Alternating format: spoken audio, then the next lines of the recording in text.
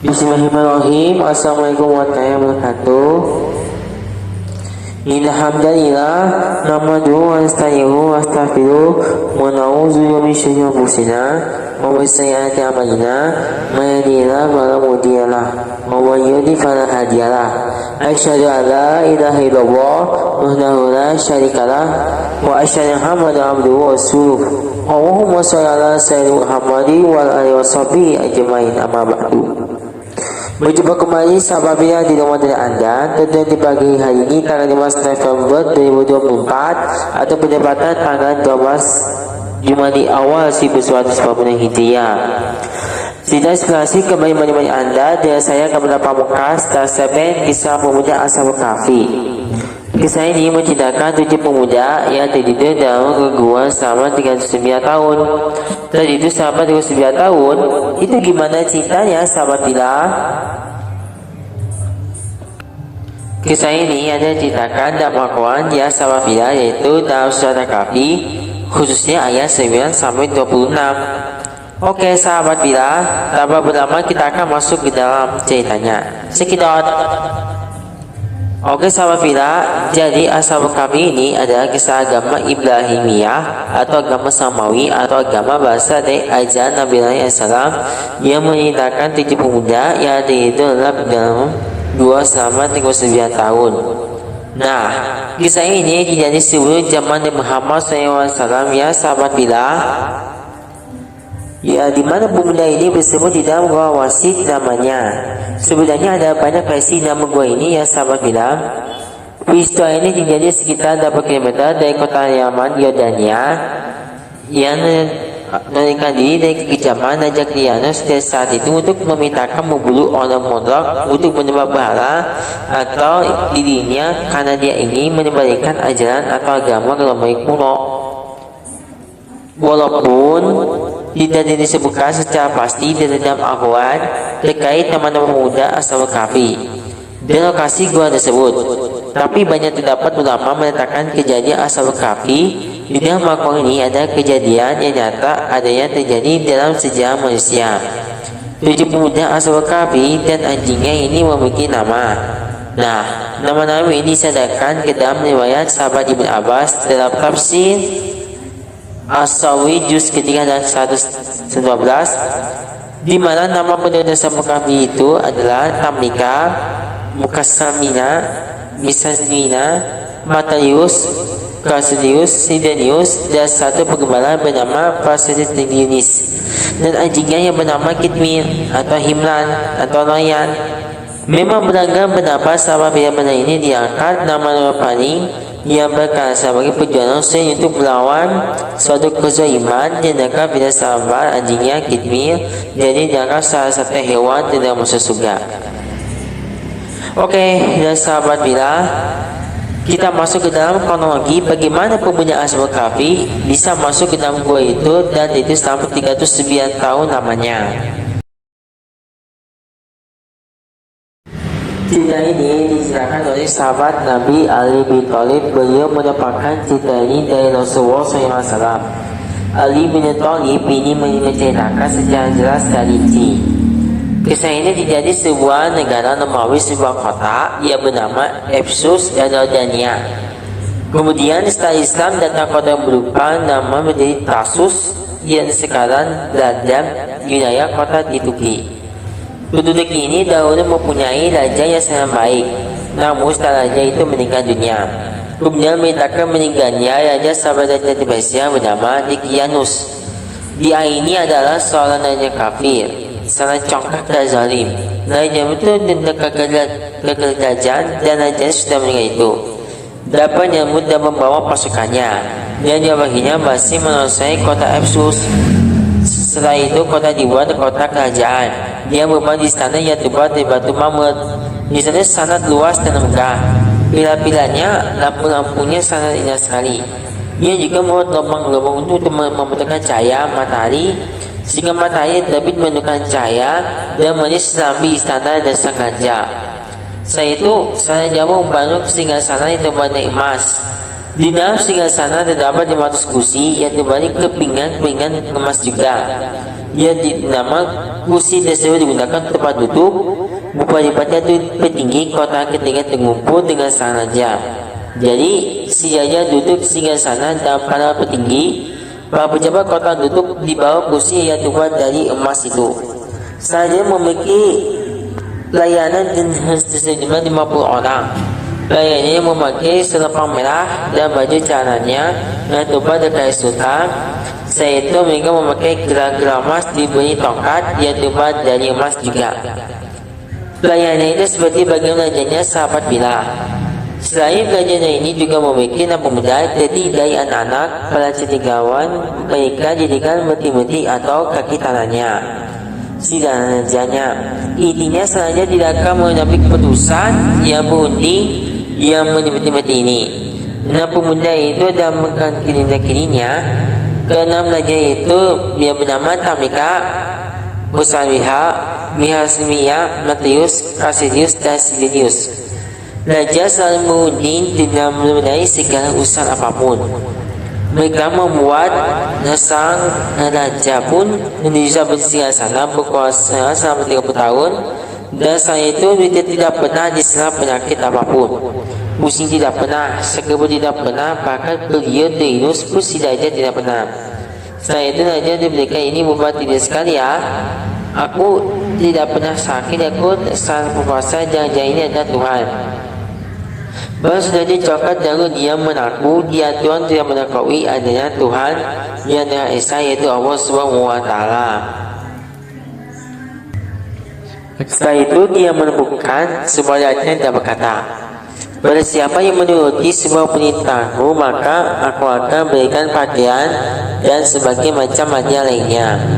Tetapi bagi siapa saja yang tidak patuh padaku niscaya aku akan bunuh dia.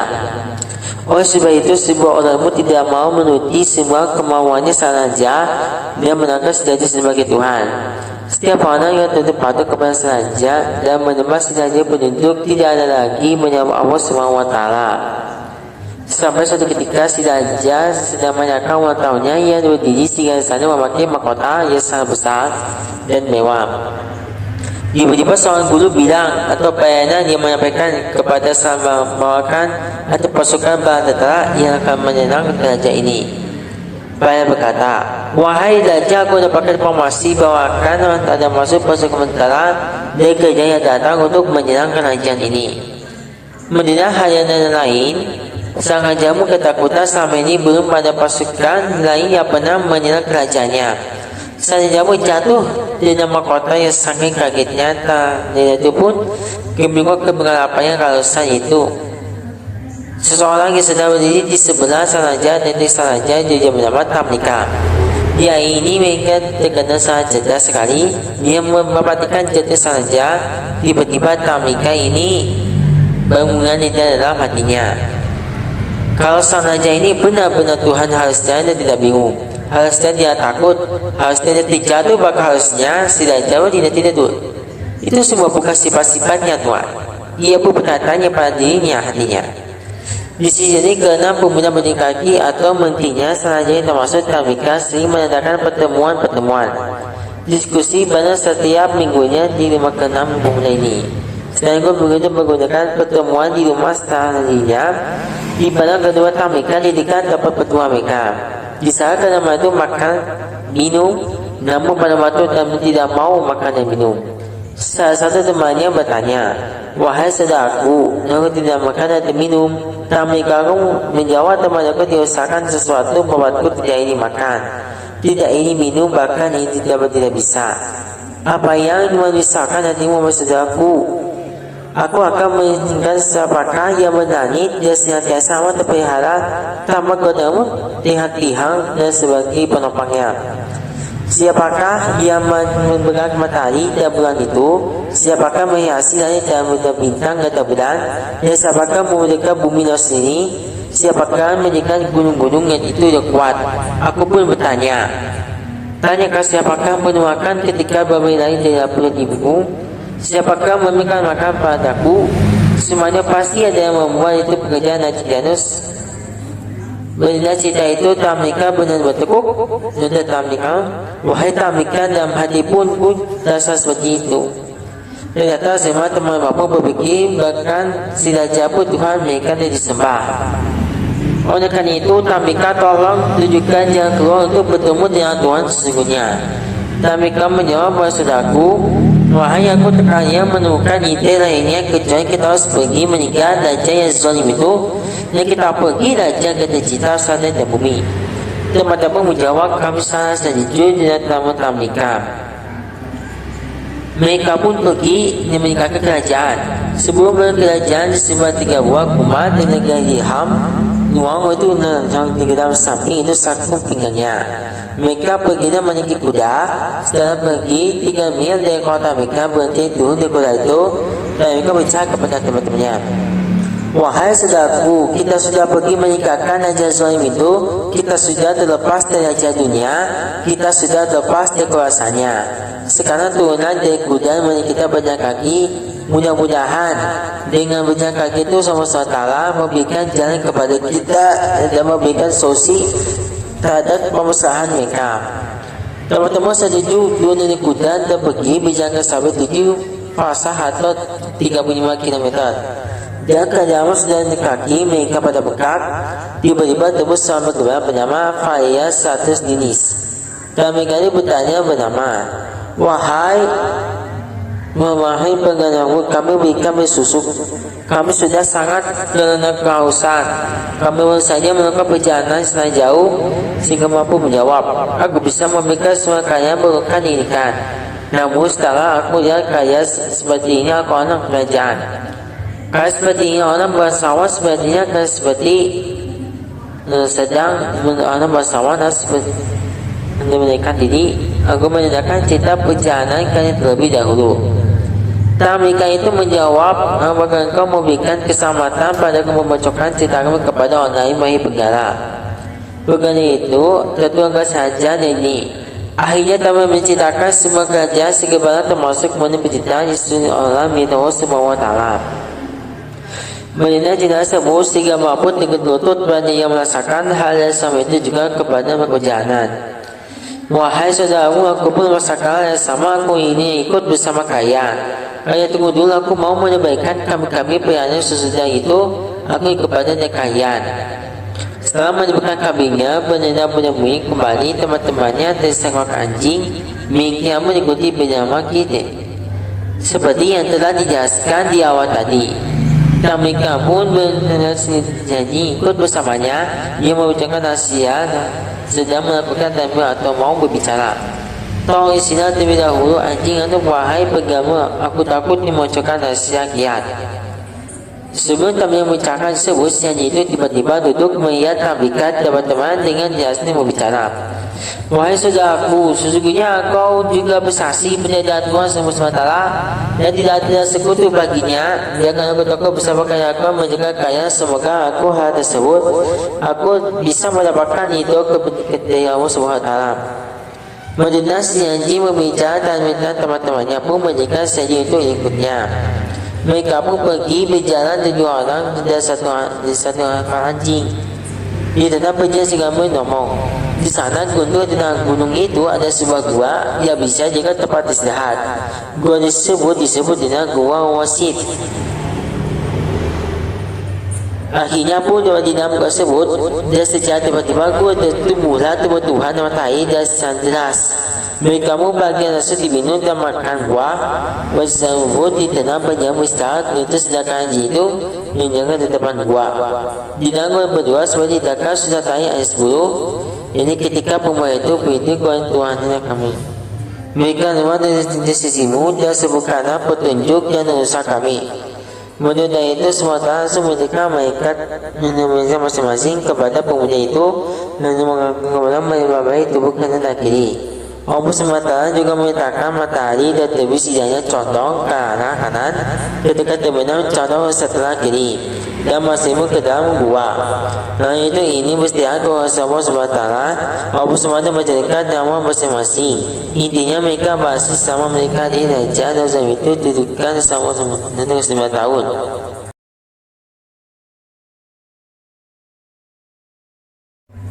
Setelah masa yang panjang itu, berlalu Allah SWT dengan segala luasannya menuju kembali ke mereka. Ketika mereka terbangun, mereka merasa seakan baru setelah selama tidur. Mereka tidak merasa lelah, bahkan wajah maupun mereka masih sama, tidak ada yang berubah. Ketika mereka bangun merasa lapar, mereka berkata untuk membeli makanan.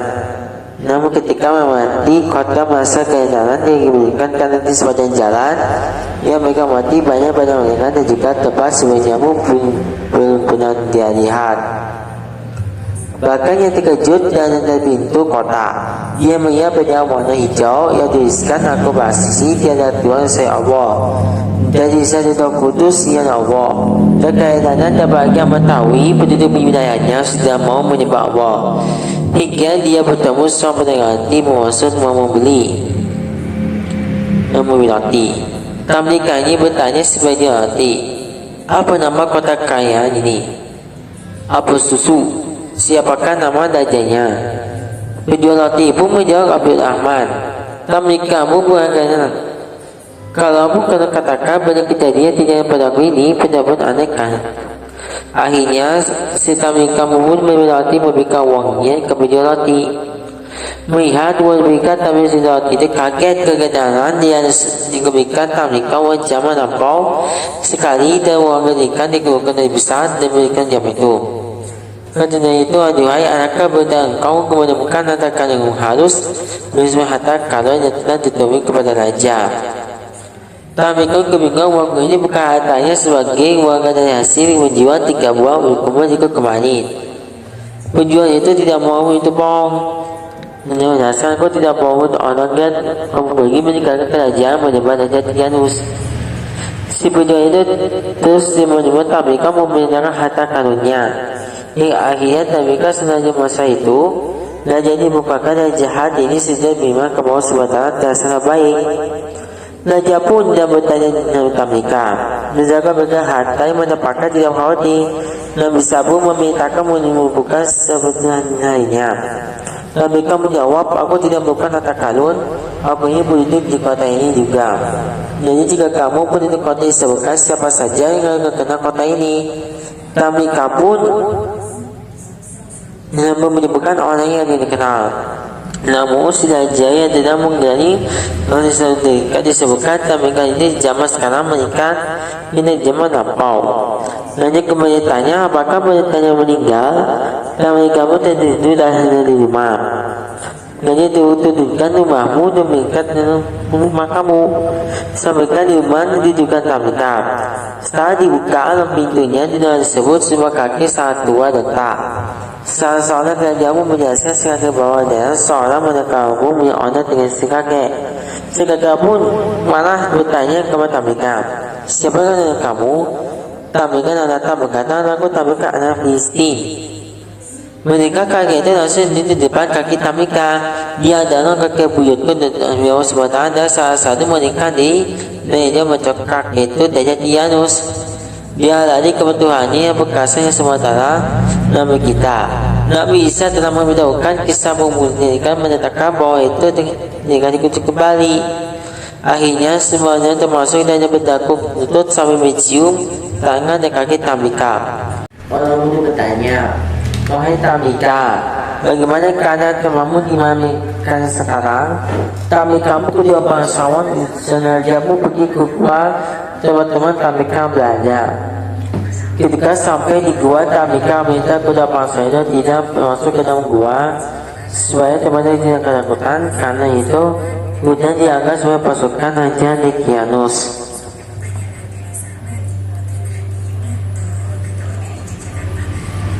Tamlikan bertemu teman-temannya yang menceritakan apa yang terjadi pada di kota.